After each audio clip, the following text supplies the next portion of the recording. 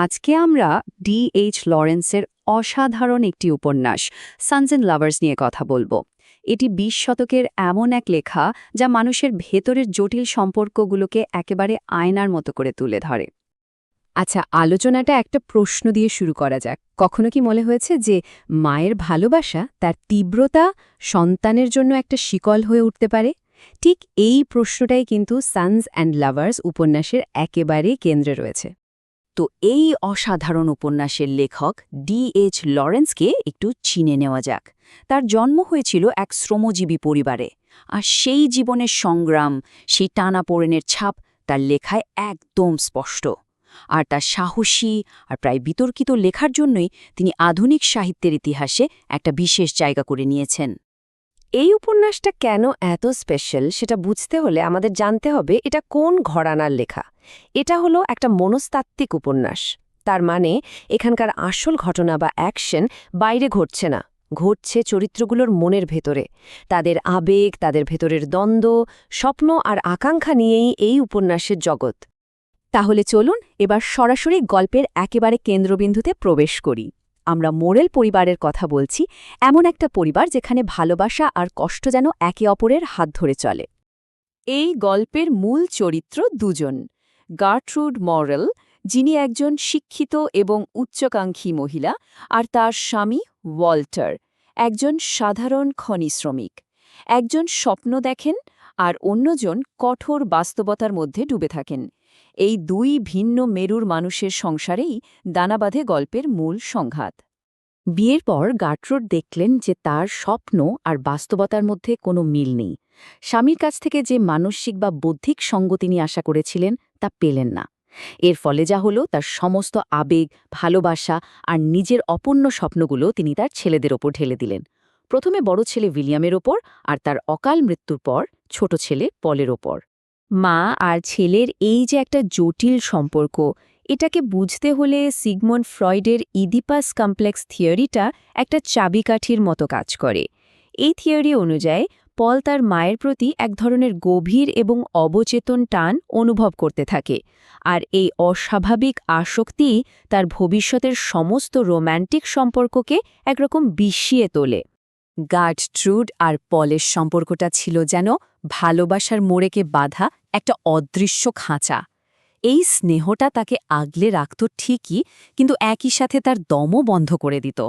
আর এই শ্বাসরোধী বন্ধনের কারণেই পল আর কোনো নারীর সাথে একটা স্বাভাবিক, স্বাস্থ্যকর সম্পর্ক গড়ে তুলতে পারেনি। তো পলের জীবনে কি প্রেম আসেনি?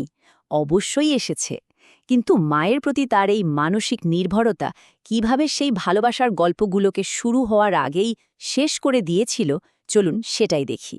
পলের জীবনে দুজন খুব গুরুত্বপূর্ণ নারী আসেন, মিরিয়াম আর ক্ল্যারা। মিরিয়ামের সাথে তার সম্পর্কটা ছিল একদম আত্মার, খুব গভীর, কিন্তু সেখানে কোনো শারীরিক আকর্ষণ ছিল না। অন্যদিকে ক্ল্যারার সাথে ছিল তীব্র শারীরিক আবেগ, কিন্তু কোনো মানসিক সংযোগ ছিল না।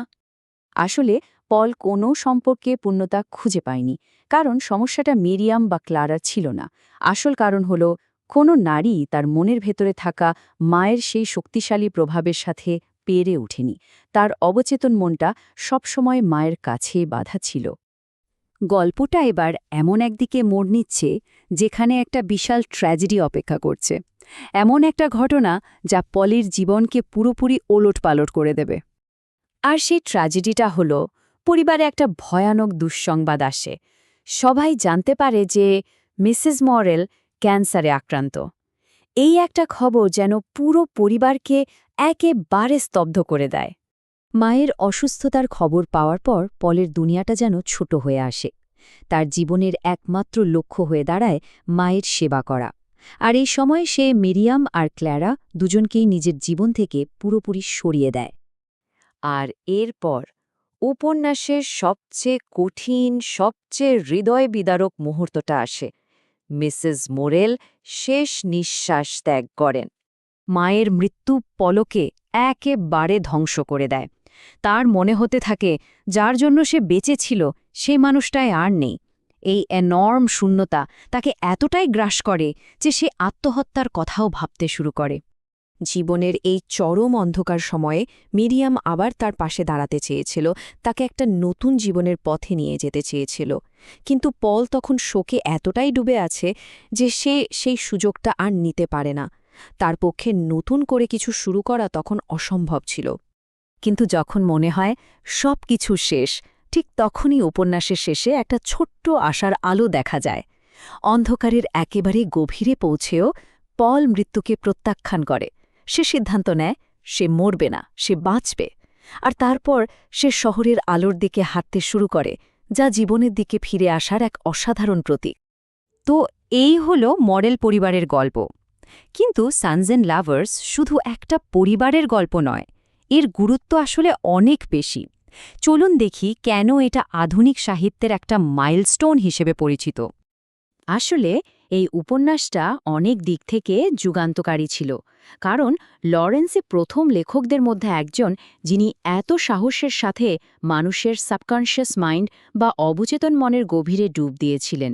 যৌনতা, পারিবারিক জটিল সম্পর্ক আর শ্রমজীবী মানুষের মনস্তত্ত্বকে তিনি যেভাবে খোলামেলাভাবে সাহিত্যে নিয়ে এসেছেন তা আগে কেউ ভাবতেও পারেনি। আর সবচেয়ে বড় কথা, এই উপন্যাসটা আমাদের দেখায় যে আমাদের ভেতরের যুদ্ধটাই আমাদের জীবনকে গড়ে তোলে। শেষ করার আগে একটা প্রশ্ন সবার জন্য। আমাদের জীবনের একেবারে শুরুর দিকে সম্পর্কগুলো, বিশেষ করে পরিবারের সাথে যে বন্ধন, সেটা আমাদের বাকি জীবনকে ঠিক কতটা নিয়ন্ত্রণ করে? আমাদের ভালোবাসার ধরন, আমাদের সব পছন্দ অপছন্দ, সবকিছু কি সেই শৈশবেই ঠিক হয়ে যায়? সন্স অ্যান্ড লাভার্স আমাদের ঠিক এই গভীর প্রশ্নটা সামনে এনে দাঁড় করিয়ে দেয়।